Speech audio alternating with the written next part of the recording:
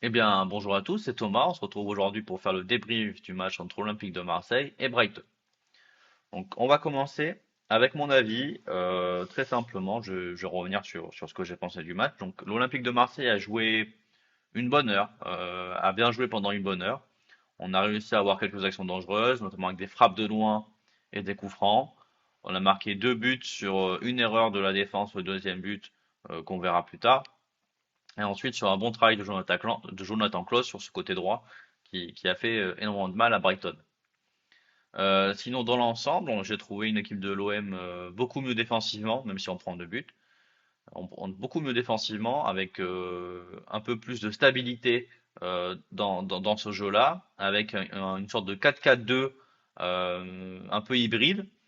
Je vous en parlerai un peu plus tard avec les compos. Mais non, un match quand même très intéressant.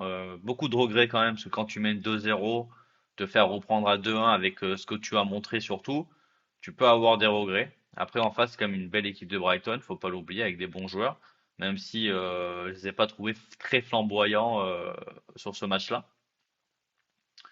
Mais voilà, il y a du mieux dans l'OM. On voit que physiquement, il manque du jus à cette équipe. Euh, Là, j'ai la déclaration de Gattuso sous les yeux où il dit que les joueurs ont actuellement 60 à 65 minutes dans les jambes. On voit bien que la préparation physique n'a pas été faite pour ce style de jeu-là. En tout cas, Marcelino a fait une préparation physique pour son style de jeu et ça, on voit que ça correspond pas au style de Gattuso où il y a plus d'intensité, plus de courses. Donc, à voir comment on règle ce problème à l'avenir.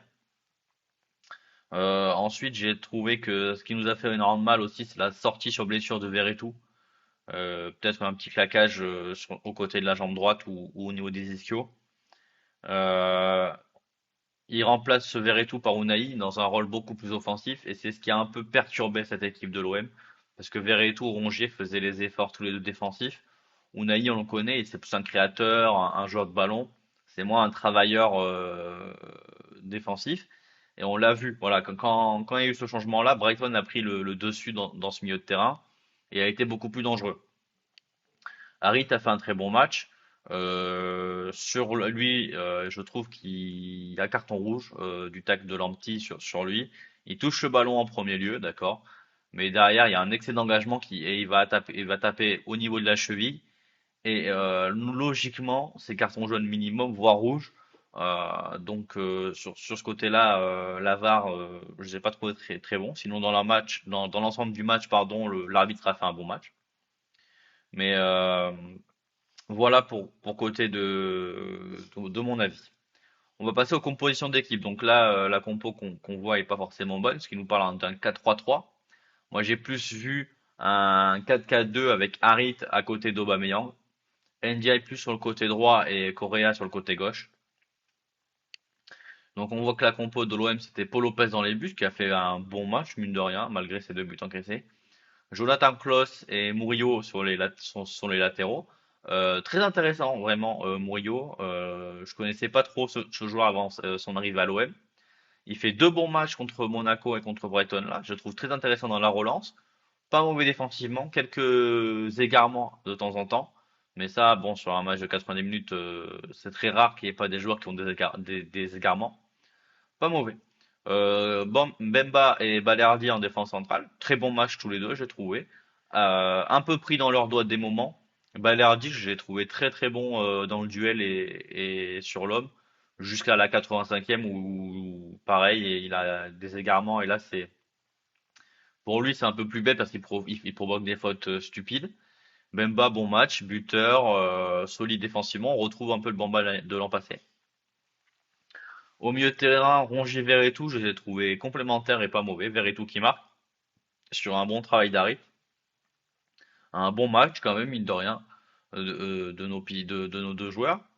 Harit un peu plus haut en rôle de numéro 10, 9 avec Aubameyang. Voilà, Harit des grands soirs, hein, c'est le dynamiteur, c'est celui qui nous provoque toutes les actions presque. Moi je le trouve très très bon et quand il est comme ça dans ces conditions-là, c'était le meilleur joueur de l'OM hier soir.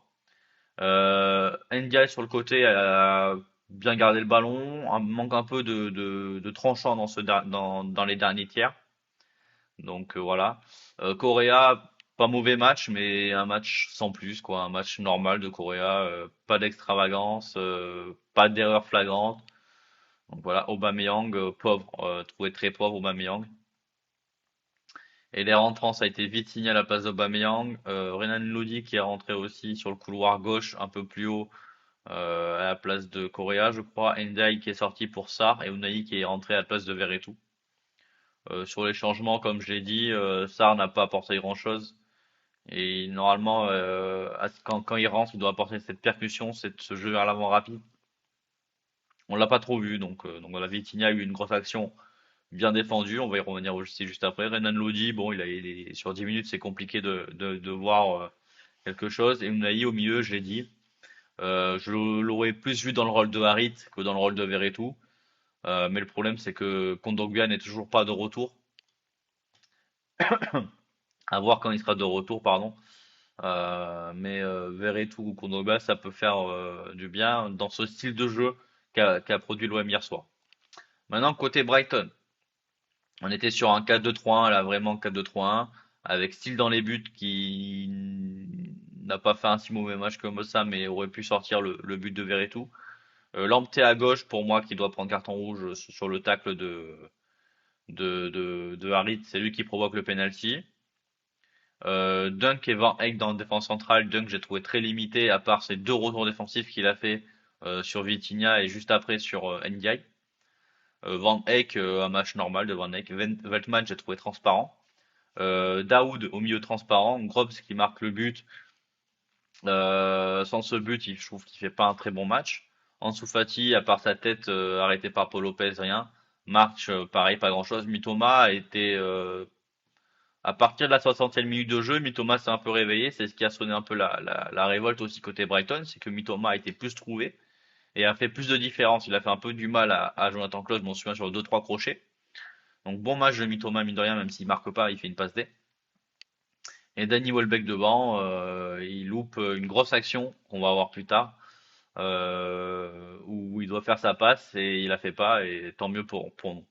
En termes de rentrant, on a eu Ferguson qui est rentré à la place de Welbeck, Roi Pedro qui est rentré à la place d'Ansu Fati, Gilmour qui est rentré à la place de Daoud et Adingra qui est rentré à la place de March.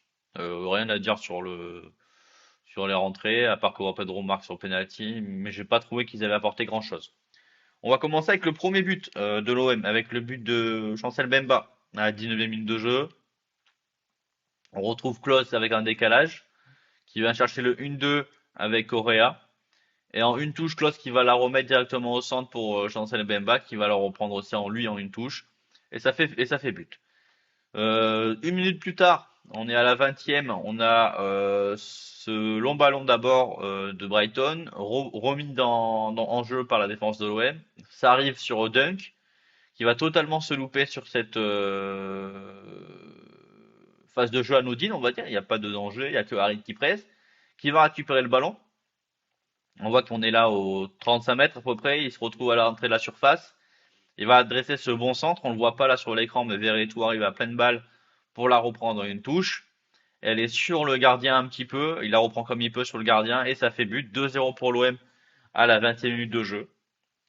Quelques minutes plus tard, on se retrouve avec Harit qui a une occasion là ici, une frappe de 20 mètres qui est arrêtée par le gardien qui est mis par-dessus la barre.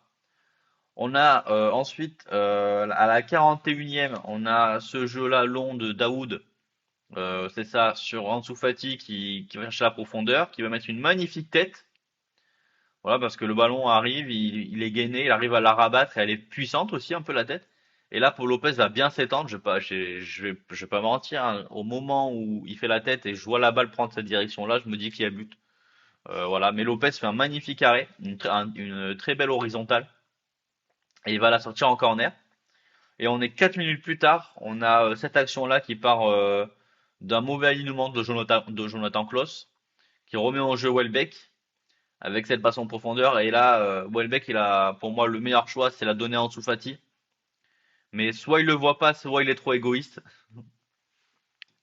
En tout cas, c'est un numéro 9, donc c'est normal qu'il soit égoïste. Mais là, pour moi, le jeu, c'est plus de la mettre en Ansu Fati. On voit très bien que s'il a mis en Ansu Fati, ça fait but, quoi. Et ensuite, il tire sur Lopez, qui fait quand même un bel arrêt du pied droit, mine de rien. Et ça fait toujours 2-0 pour l'OM à la mi-temps. Au retour des vestiaires, on est à la 53e, on a ce tacle-là. Je sais pas si vous pouvez le voir en bas à droite de votre écran. Voilà quoi. D'abord, il touche le ballon. Je le conçois, je l'admets, tout ce que vous voulez, il n'y a pas de problème, il touche le ballon. Mais derrière, il vient arracher Amin Harit. On voit que la cheville a bien tourné. J'espère qu'aujourd'hui, ça va bien pour Harit, puisque surtout à chaud, on n'a pas trop de problèmes à chaud, c'est plutôt à froid qu'on ressent la douleur. Mais là, je suis désolé, mais la VAR, qu'est-ce qu'elle fait? Là, la VAR doit intervenir. Parce que je vous tiens juste au courant, on est à la 53e, il prend ce tacle-là, c'est carton rouge. D'accord? C'est carton rouge. Et on est à la 53e. À la 53e, il se passe quoi juste derrière? On rend le ballon à Brighton. Qu'est-ce qui se passe juste derrière? Mitoma qui déborde. Il vient centrer. Et parce que je vous ai pas mis avant, mais c'est le travail de Lamptey qui vient ici se débarrasser de Verretou au physique. Il la donne ensuite à Mitoma qui vient rentrer dans ce système-là d'axe un peu libre, du coup laissé par Klose. Et qui vient centrer pour Gross, pardon, qui a qu'à la remettre en une touche de là où elle vient, et ça fait 2-1. Mais l'action part de là quand même. L'action part de là. Pour moi, il y a carton rouge. Après, on va me dire que je suis pas objectif, je suis supporter marseillais, c'est normal. Mais pour moi, si on est objectif, la VAR doit au moins revenir et doit au moins signaler l'arbitre que là, voilà, il y a un tacle au niveau de la malléole, même plus haut. Normalement, dans les règles, c'est carton rouge. Au-dessus de la cheville, c'est carton rouge. Mais apparemment, la règle ne s'applique pas pour tout le monde. On est à la 65e avec un magnifique dégagement de Paul Lopez qui arrive sur Vitinha, qui fait un contrôle poitrine, qui va ensuite enchaîner avec une feinte de frappe et il se remet sur son pied gauche et là il va enchaîner pied gauche et on a Dunk qui fait un magnifique retour défensif sur cette action. Il a été battu au départ et il revient bien. Et ça empêche le 3 buts à 1 qui aurait fait du bien à l'OM qui aurait, ça aurait plié le match, pardon. Mais parce que le gardien était battu, hein, elle part premier poteau ici. Le gardien avait anticipé deuxième. Donc voilà.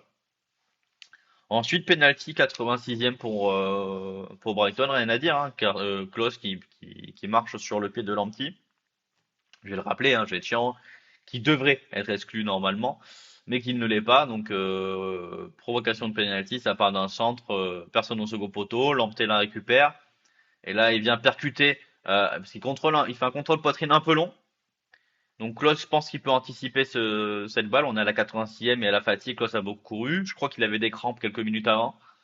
Euh, donc un peu moins de lucidité. Il vient marcher sur le pied. On le voit très bien ici. On le voit très bien là, en plein milieu de l'écran. Qui vient marcher sur le pied de Lamptey. Ça fait pénalty, rien à dire. Indiscutable, carton jaune pour Klose. Et Roi Pedro marque à contre-pied. Paul Lopez. Et ça fait deux partout à la 88e minute de jeu. Pour finir ce match, on a quand même, je trouve, des bonnes choses à dire, comme j'ai dit juste avant les actions.